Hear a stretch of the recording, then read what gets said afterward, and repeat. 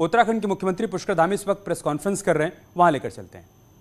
तीरथ जी, फिर तीरथ जी, फिर आप और फिर दोबारा फिर आप आ गए हैं, तो सर इस तरीके से हो रहा है। लेकिन अधिकारी जो है वो डटे हुए हैं। दो ही बदले, दो ही आप लोग तीन क्यों लिखते हो? दो ही बदले थे, नहीं दो ही बदले थे।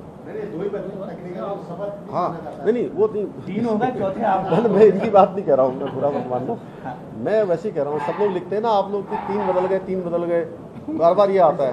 मैं तीसरा हूँ। नहीं हम ना मुद्दे पर आते हैं सर। तो अधिकारी जमे हुए हैं, जैसे उदाहरण के तौर पे मैंने प्राधिकरण सचिव की बात करी, तो ऐसा क्यों है कि अधिकारियों को हटाया नहीं जा रहा है? कांग्रेस का कहना है कि भ्रष्टाचार का अड्डा बन चुका है प्राधिकरण, उसके बाद भी जो है अधिकारियों में हेरफेर नहीं किया जाता है। प्राधिकरण है भगत जी? जिला विकास प्राधिकरण। कमिश्नर साहब ने उसमें देखिए ऐसा है को पकड़ा था। देखिए मैंने इस बार जब से शपथ ली है तब से मैं प्रत्येक दिन समीक्षा कर रहा हूँ, सबका मैं रिपोर्ट कार्ड तैयार कर रहा हूँ। इसमें मैं जो भी गुण दोष के आधार पर है, जो काम नहीं करेगा वो किसी का भी खास होगा, किसी की सिफारिश होगी, किसी भी कीमत पर। आपने देखा होगा सचिवालय का हमने जो फेरबदल किया है, काफ़ी बदल दिया, और 90% नहीं 100% हमने बदला है। और कहीं भी बदलने की आवश्यकता पड़ेगी, अगर किसी के खिलाफ शिकायत होगी, काम में वो होगी, तो मैं स्वयं दफ्तरों में जा रहा हूँ। आज क्योंकि टाइम ऐसा हो गया, आज तो मैंने केवल निरीक्षण किया है, आगे मैं कहीं जिलों में रुकूंगा तो मैं सब जगह की रिपोर्ट कलेक्ट कर रहा हूँ कि 10 बजे कौन सा कार्यालय खुल रहा है, कौन सा नहीं खुल रहा है। जो हमने कहा है कि 3 दिन जो है अधिकारीगण आम जनता की शिकायतों को, उनकी परेशानियों को, उनकी आवश्यकताओं को सुनेंगे। जहाँ भी ये अगर इस प्रकार की चीज़ मिलेगी तो उसके खिलाफ कार्रवाई होगी। सर एक प्रश्न और है, कांग्रेस के जो मुख्यमंत्री चेहरा था वो नैनीताल जनपद से लालकुआं सीट से लड़े। नैनीताल जनपद में 6 में से 5 सीटों पर भाजपा आई, लेकिन जनपद को एक भी मंत्री नहीं मिला। इस बारे में आपकी नहीं, आपने बड़ा अच्छा प्रश्न किया है। इस बारे में भविष्य में विचार जरूर किया जाएगा। ऐसा सवाल सर एक मिनट, जहांगीर भाई हिंदुस्तान से। जहांगीर भाई मेरा सवाल ये है कि आप केंद्र सरकार की 8 साल की उपलब्धियाँ आपने बताई, और आपकी एक मतलब 5 साल पूरे हो चुके हैं सरकार को, दूसरी बार आप शुरुआत कर रहे हैं। तो जो हम कुमाऊं का, अभी आपने कहा कि कुमाऊं का ये दूसरा सेंटर है पूरे, एक देहरादून है, एक दूसरा हल्द्वानी है, तो यहाँ तमाम बड़ी परियोजनाएं हैं। आपके मुख्यमंत्री ने घोषणा की कि 2 लड़की पड़ती है, जैसे रिंग रोड का मामला है, ISBT है, कर रहे हैं हम। देखिए आपके लोगों का ये, अभी मैंने कहा कि सारा चौड़ीकरण किया जा रहा है, सारे विकास के कामों को तेज़ी से बढ़ाएंगे। जैसे मैंने अभी कहा कि मैंने बहुत विस्तार में इसलिए नहीं किया कि बहुत सारे पॉइंट हैं, इतने सारे बोलता तो आप लोगों को बहुत लंबा समय हो जाता। मैं जहांगीर भाई वहीं आ रहा हूँ। अभी हमने देखिए, अभी यहीं पर कैंची धाम है, आप लोगों को पता नहीं होगा।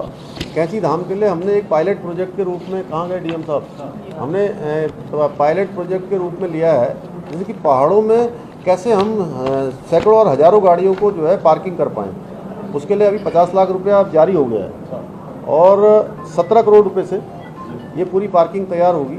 इसके साथ साथ जो नया प्रस्ताव हम भारत सरकार को भेज रहे हैं, वो हमारा हल्द्वानी से गर्म पानी खैरना की तरफ जाने वाला जो मार्ग है, उसको कुछ नए प्रस्ताव में हम उनका बाईपास भी बना रहे हैं। एक दिन में, जैसे यहाँ से अभी 15 जून को जब उनका कार्यक्रम होता है, मेरे ख्याल से 12 जून को, 15 जून तक, हाँ 15 जून को एक दिन में 10 से 15 लाख लोग आते हैं। कितनी बड़ी संख्या आती है। इसके साथ साथ हमारी जो गोलजू कॉरिडोर है, उसको बनाने की भी मैंने घोषणा की है। चंपावत के गोलजू, जहाँ उनका जन्म स्थान है, मूल स्थान, घोड़ाखाल के गोलजू और हमारे चितई के गोलजू, सबको जोड़कर जो है एक सर्किट बनाने की भी हमारी योजना है। इसी प्रकार से पूरा मानसखंड कॉरिडोर की बात जो हम कर रहे हैं, आप लोग पता नहीं मेरी बात को कितना आप लोगों के उसमें आया, वो भी हमारी ऐसी योजना है कि पूरे इसको जो है सभी जगह चौड़ीकरण के रूप में लिया जाए। और जो ISBT रुका हुआ है, इन सबकी हम समीक्षा करके जल्दी से जल्दी इसका भी समाधान निकालेंगे। माननीय मुख्यमंत्री महोदय, 4 यात्रा में तमाम लोगों की तैयारी, एक आपकी है क्यों ना हम अमरनाथ लाइन रोड की तरफ पर यहाँ के 4,000 यात्रा परमिट जारी करें जैसे कि वो लोग जारी करते हैं। खबर संसार। देखिए, एक तो चार धाम यात्रा में किसी की डेथ नहीं हुई है। यात्रा की अव्यवस्था के कारण से कोई डेथ नहीं हुई। जितनी भी डेथें हुई हैं उसके लिए मैंने स्वास्थ्य मंत्री को और स्वास्थ्य विभाग को पूरी तरह से निर्देशित कर दिया है कि जिनका भी हुआ है वो स्वास्थ्य कारणों से हुआ है। कोई अव्यवस्था, कोई भगदड़ के कारण से, कोई इस प्रकार की अव्यवस्था हुई हो उसके कारण से नहीं हुई है। इसलिए मैं आप सब लोगों से बार बार अनुरोध कर रहा हूँ। मैंने शुरू में भी अपनी जब ये बात शुरू करी थी उस समय भी मैंने आपसे कहा था कि यात्रा बिल्कुल व्यवस्थित चल रही है और आगे जो भी यात्रा को अच्छा चलाने के लिए आप सबके सुझाव है, इसको लेकर हम बोधिसत्व विचारों की श्रृंखला को हमने प्रारंभ किया है। बोधिसत्व विचारों की श्रृंखला, और 5 हमने इसमें विचार श्रृंखला हम आयोजित कर चुके हैं जिसमें सबको बुला रहे हैं। हमारा ये मंतव्य है कि हम सरकार के जो भी नीतियाँ, जो भी कार्यक्रम है उसमें जन सहभागिता जरूरी है, जन संवाद जरूरी है। उसको लेकर पिछले दिनों हमने नैनीताल में प्री बजट जो है संवाद किया था। आप लोगों में से पता नहीं लोग आए थे वहाँ पर और सबके सुझाव लिए। देहरादून में किया था, आपके सुझाव भी लेंगे इसमें। ब्रजेन जी हमारे द्वारा डॉक्टर बाकी तो जहांगीर भाई ने बहुत सारी बातें रखी। सर, हमारा जो मेडिकल कॉलेज है, जो यहाँ पर पूरे कुमाऊं और यूपी से मरीज जाते हैं इलाज के लिए, यहाँ पर डॉक्टरों की कमी बनी, ये भी कई बार विषय आ चुका है। अब स्थिति यह है कि कुछ डिपार्टमेंट में तो रेडियोलॉजी नहीं, अल्ट्रासाउंड जैसे कुमाऊं के सबसे बड़े अस्पताल में बंद हो चुका है।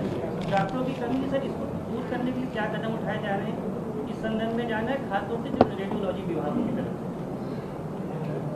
देखिए, डॉक्टरों की संख्या हमारी सरकार में पहले 1000 के करीब थी। आज वो संख्या करीब 3 गुना हो गई है।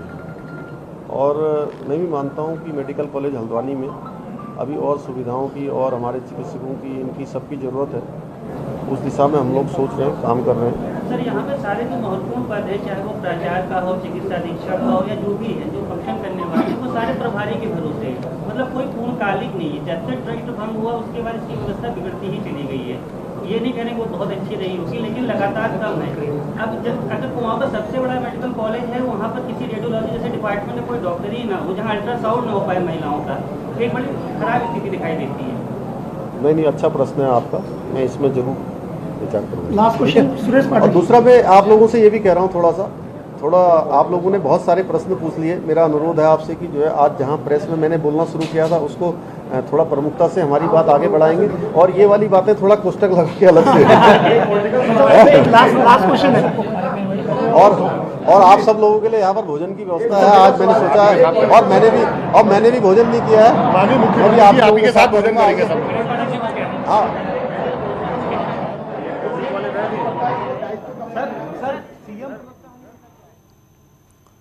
तो CM Pushkar Dhami press conference कर रहे थे। मौका ये था कि बीते 8 साल में मोदी सरकार के कार्यकाल में जो कामकाज हुए हैं उनका जिक्र किया जाए।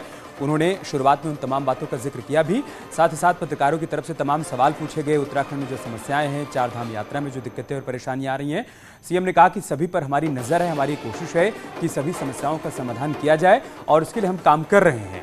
करप्शन पर सीएम से सवाल किया गया, तब उन्होंने कहा कि करप्शन पर हमारी जीरो टॉलरेंस की पॉलिसी है, उस दिशा में सरकार आगे काम कर रही है, उसका असर भी आने वाले दिनों में आपको देखने को मिलेगा। एक छोटा सा ब्रेक लेंगे, बहुत जल्दी।